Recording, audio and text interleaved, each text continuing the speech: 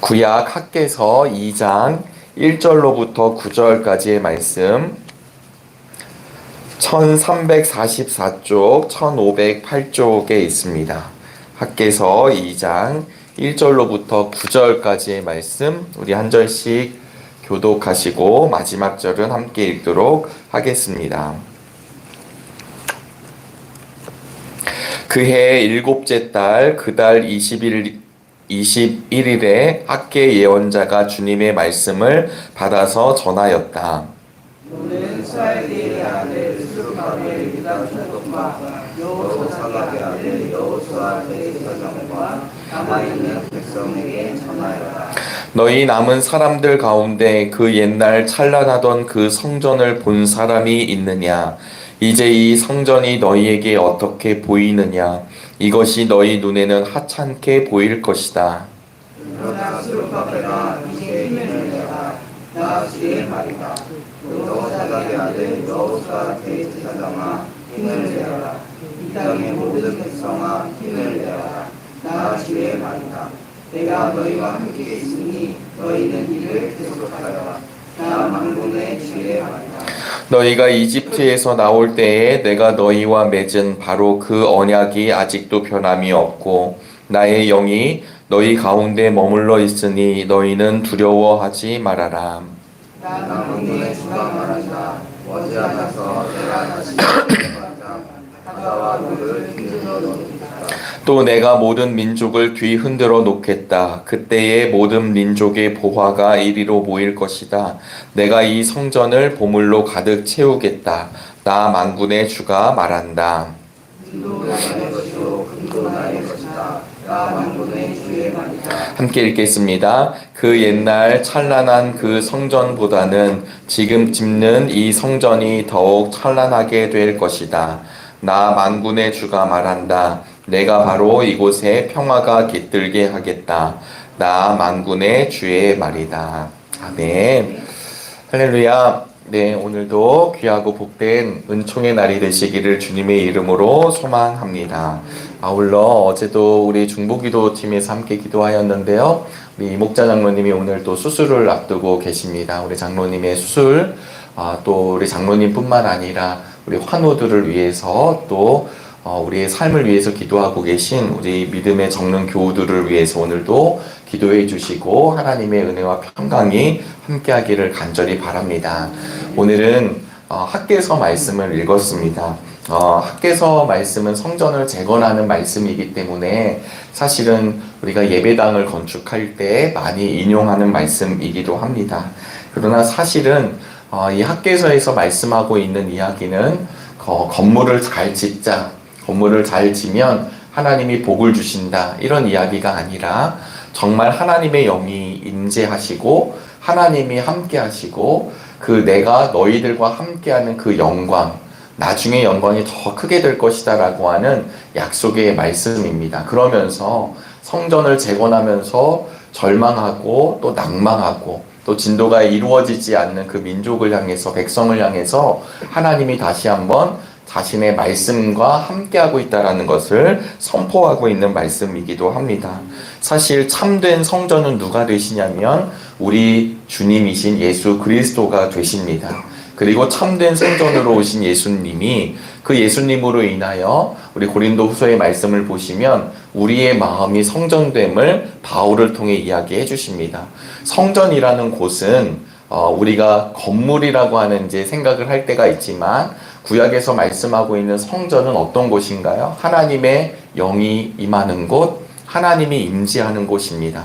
그래서 그 곳을 통해서 우리의 죄의 문제가 해결되고 하나님과 함께하고 하나님의 영광을 보는 곳이 성전입니다. 그래서 솔로몬의 이제 성전 건축 기도를 보면 그래서 사람들이 성전을 바라보며 기도하는 것이죠. 거기가 너무 좋아서이기도 하지만 그 성전을 통해 하나님의 영광이 가득한 것을 보기 때문에 수많은 예언자들이 그 성전을 향한 기도가 이루어지고 그 성전이 회복되는 것을 말씀합니다. 바벨론 유수기를 보내고 난 뒤에 포로들이 귀환을 하고 나서 무려 20여 년 동안 성전을 건축하지만 제대로 되지 않습니다. 그랬었을 때 오늘 우리가 읽은 본문은 2장이지만 1장에 보시면 너희들의 삶을 돌아보라고 먼저 말씀하십니다. 왜냐하면 이들이 왔었을 때 감히 성전을 다시 건축하는 일에 열심을 내지 못합니다. 그렇게 시간이 흐르다 보니까 이 포로 귀환한 사람들이 자신의 집을 가꾸기 시작을 합니다. 예전 성경에서는 판벽했다라는 말을 쓰고 있고요. 우리 새번역 성경에서는 4절에 이렇게 표현하고 있습니다. 성전이 이렇게 무너져 있는데 지금이 너희만 잘 꾸민 집에 살고 있을 때란 말이냐? 이렇게 이제 우리 새번역 성경은 기록하고 있습니다. 5절에 나 만군의 주가 말한다. 너희는 살아온 지난 날을 곰곰이 돌이켜 보아라 라고 이제 이야기하시죠. 사랑하는 정릉의 성도 여러분, 우리들의 삶을 누가 이끌고 계심을 고백하고 계십니까?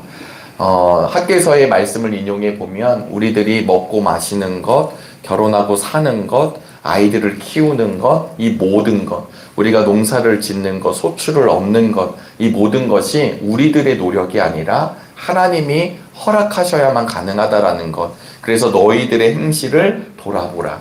너희들의 삶을 돌아보라 라고 이야기하신 뒤에 학개서 이제 1장의 말미에 가보시면 수룹바벨을 통해서 다시 이야기를 하고 있습니다. 성전을 이제 건축하게 되는 거죠. 근데 오늘 우리들이 읽은 본문은 2장 1절입니다. 우리 2장 1절을 다시 한번 읽어보도록 하겠습니다. 그의 7째 달 그 달 21일에 학개 예언자가 주님의 말씀을 받아서 전하였다. 사실 1장 마지막은요, 한 달 전입니다. 한 달 사이에 우리 주님이 다시 말씀을 해주세요. 그런데 그 내용이 무엇이냐면 3절에 보니까 너희 남은 사람들 가운데 그 옛날 찬란하던 그 성전을 본 사람이 있느냐? 이게 두 번째 성전이거든요. 그래서 첫 번째 성전은 이스라엘에게 있어서 첫 번째 성전은 솔로몬이 지은 성전입니다.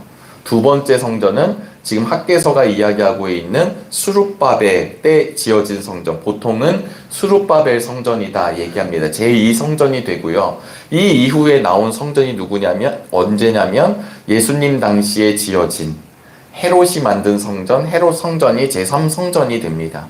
그러니까 우리가 아시다시피 솔로몬 성전은 대충 졌을까요? 잘 졌을까요? 잘 졌죠. 네, 잘 졌습니다. 백향목 나무들, 가장 귀한 것들로 하나님의 성전을 지었잖아요. 그런데 지금 포로를 귀환하고 나서 수룹바벨 성전을 질 때는 그럴 만한 재료들도 없었고 힘도 없었습니다. 그래서 스가랴서를 보면은 이 포로를 귀환했던 노인들, 그러니까 솔로몬 성전을 봤다가 포로로 잡혀갔다가 다시 온 그 남아있는 우리 할아버지 할머니 세대들이 그 수룹바벨 성전을 건축한 걸 보고 엄청 울었다라고 기록을 하죠. 왜냐하면 너무 초라해서. 그래서 지금 하나님이 물으시는 겁니다. 너희 남은 사람들 가운데 그 옛날 찬란하던 그 솔로몬 성전을 본 사람이 있느냐? 지금 이 성전이 너희들은 어떻게 보이느냐? 하찮게 보이냐? 이렇게 이제 물으시는 거죠. 그런데 우리 하나님께서 말씀하시는 것입니다. 이것이 하찮게 보이니까 별거 아니다라는 게 아니라 그것을 보지 말고 내가 함께하고 있다라는 말씀을 기억하라는 것이죠. 우리들이 출애굽할 때부터 약속을 맺었던 것을 지금 내가 선포하고 있다는 이야기를 하고 있습니다.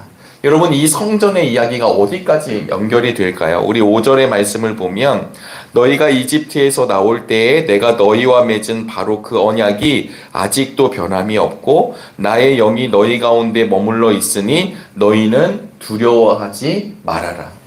우리 하나님은 어떤 하나님이시냐면 우리의 상황과 환경을 알고 계신 주님이십니다. 지금 여러 가지 상황과 환경 때문에 또 방해하는 세력들도 있고요. 그리고 각자의 심령이 낙심돼서 자기 집을 살피고 성전은 뭐 누가 하겠지, 누군가가 세우겠지라고 이야기하지만 이럴 때에 제사장과 그리고 총독이 앞장서서 하려고 했을 때 방해가 있었습니다. 그럴 때 하나님께서는 다그치셨던 것이 아니라 두려워하지 말라고 이야기하시죠. 저는 이 본문을 묵상하면서 여호수아가 떠올랐습니다.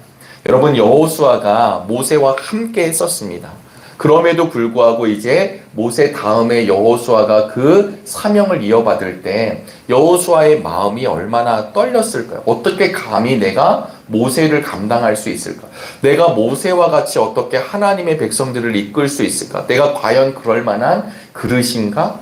나는 그럴 수 없을 것 같은데 내 안에 엄청난 의심들과 두려움이 쫓아올 때 하나님이 뭐라고 여호수아에게 이야기하십니까? 여호수아서 1장 1절부터 9절까지 보면 너는 강하고 담대하고 두려워하지 말라라고 말씀하고 계신 것입니다. 그러니까 오늘 본문에서도 지금 이 앞에 서 있는 리더뿐만 아니라 1절을 보면 한 달 만에 다시 말씀을 하셨다라고 하는 건 소수의 예언자에게만, 제사장에게만 지금 이야기한 것이 아니라 백성들에게 이야기하고 있습니다. 사람들이 보는 것은 솔로몬 성전 때와 다른 초라함을 보고 있지만 하나님은 눈으로 보이는 초라함을 보지 말고 내가 너와 함께하고 있다는, 눈에 보이지 않는 하나님의 임재를 바라보라고 하는 말씀을 주십니다. 사실 우리들은 건물에 혹은 우리 눈에 보이는 것에 빠질 때가 있습니다. 가끔 우리 교인들도 우리 목사님들도 그 숫자에 마치 내가 능력이 있는 것처럼 착각할 때가 있습니다. 대형교회 나름대로의 은혜가 있지요. 대형교회가 뭐 아무나 되는 것일까요? 뭐 해보자고 해서 교회가 커지는 걸까요? 그러니까 그것은 하나님의 은혜입니다. 그런데 그 하나님의 은혜가 마치 누군가의 리더십으로 인해서 누군가의 능력으로 인해서 난 것이라고 우리가 생각한다면 그것은 하나님의 말씀에 위배가 되는 것입니다. 작은 교회를 감당하고 있다고 해서 그 교회가 하나님의 영광이 없는 교회가 절대 아닌 것이죠.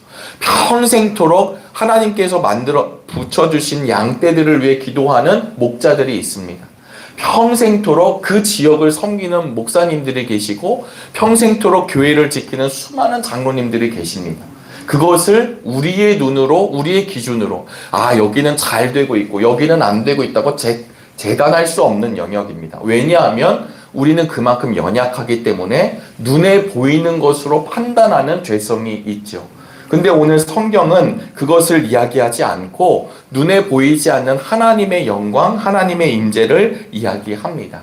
내가 너희와 함께 하겠다. 임마누엘의 하나님이십니다. 이 내가 너희와 함께 하시겠다는 하나님이 누구를 이 땅에 보내주시나요? 임마누엘이신 예수님을 이 땅에 보내주십니다.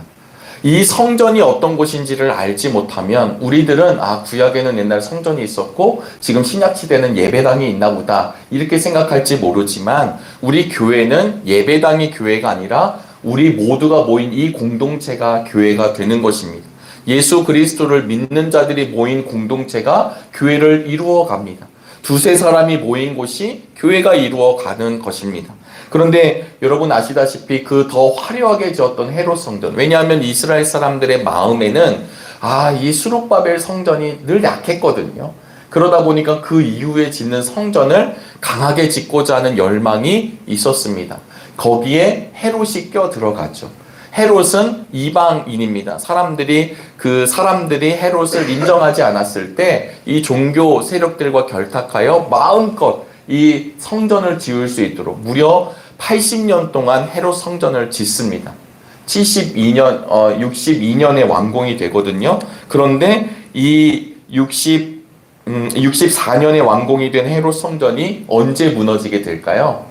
AD 70년, 6년이 지난 뒤에 헤롯 성전은 로마의 티투스, 디도 장군에 의해서 그 헤롯 성전이 무너지죠. 우리 예수님이 복음서에 보시면 이 성전이 3일 만에 다 무너지게 될 것이다.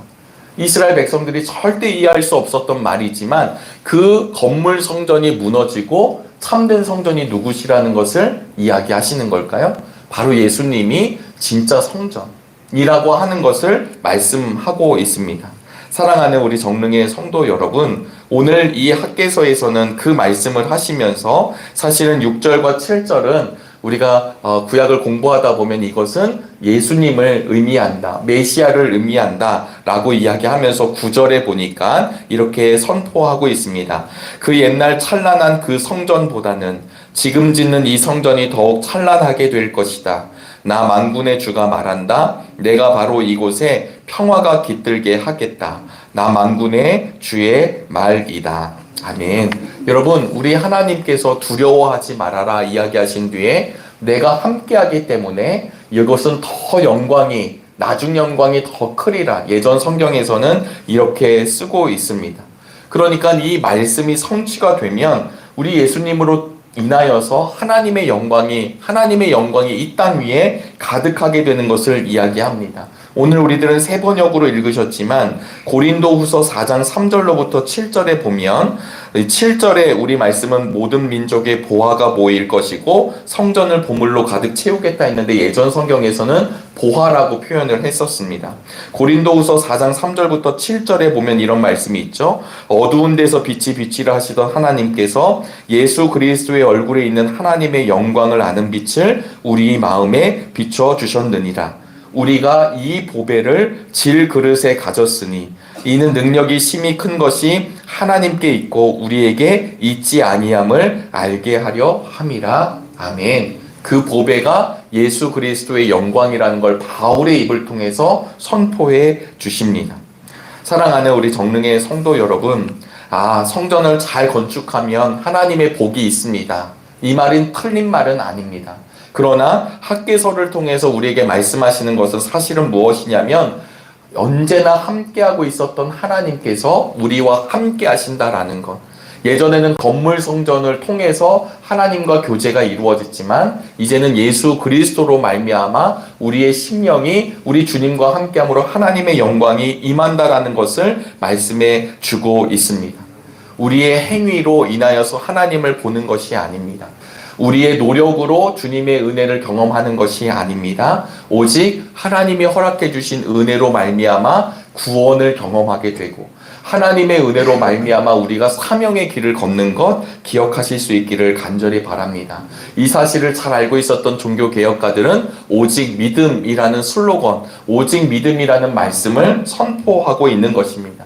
그 예수님으로 인하여서 우리에게 주시는 것이 바로 9절에 있는 말씀인데요. 바로 우리 예수님으로 인하여서 평화가 우리에게 깃들게 됩니다. 여호와 샬롬, 그것은 세상이 주는 것이 아니라 오직 우리 주님만이 우리에게 허락해 주시는 것입니다.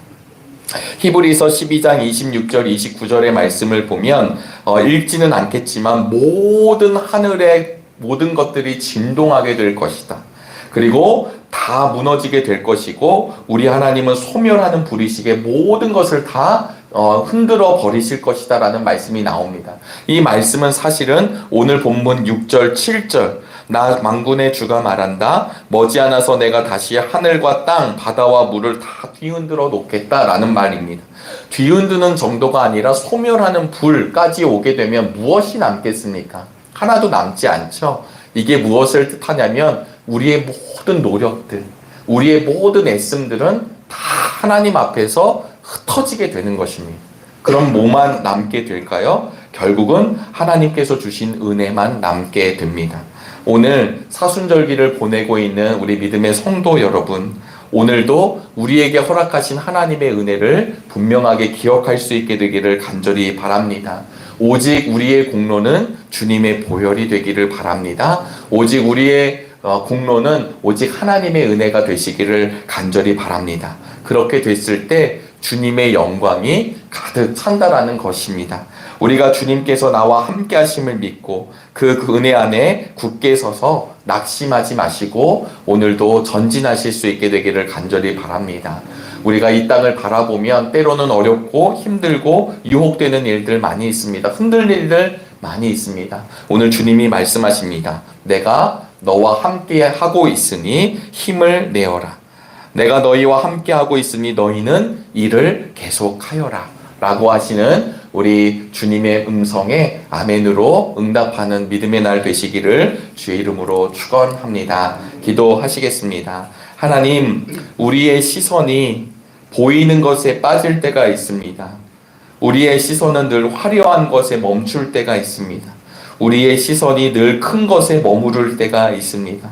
하나님, 세상의 크기와 세상의 힘과 세상의 규모에 우리의 시선이 빼앗기지 않게 되길 원하며 하나님, 육신의 눈으로 보이지 않는다 할지라도 이미 하나님의 영광이 가득한 하나님의 나라를 바라볼 수 있는 믿음의 눈을 우리 모두에게 허락하여 주시옵소서. 특별히 하나님, 내가 너와 함께하고 있으니 하나님 맡은 사명을 잘 감당하라, 끝까지 전진하라라고 하는 하나님의 말씀 앞에 아멘으로 전진할 수 있게 되기를 간절히 바랍니다.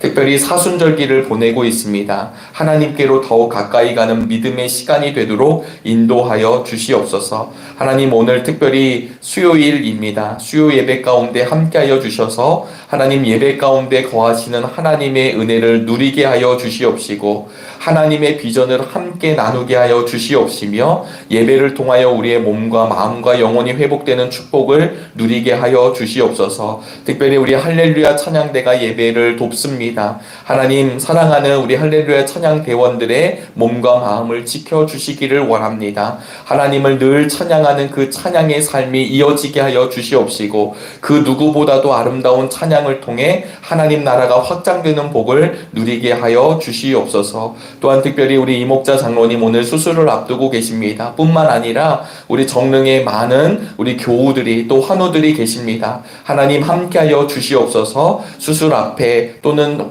치료 앞에 우리의 심령이 무너지지 않게 하여 주시옵시고 오히려 내가 너와 함께하겠다라고 하는 하나님의 말씀에 우리의 심령이 기쁨으로 가득 차는 은혜의 날 되게 인도하여 주시옵소서. 오히려 약할 때 하나님을 바라보는 믿음을 더하여 주시고 오히려 힘들 때 주님을 바라봄으로 다시금 전진하는 은혜를 누리게 하여 주시옵소서. 하나님, 우리 정릉교회 70주년을 맞이하여 전진하는 가운데 있습니다. 더 복되게 하여 주시고 더 은혜가 넘치게 하여 주시옵시며 하늘의 사명을 감당함에 조금도 부족함이 없도록 지혜와 능력과 도움의 손길을 허락하여 주시옵소서. 이 모든 말씀 살아계신 예수 그리스도의 이름으로 기도하옵나이다. 아멘.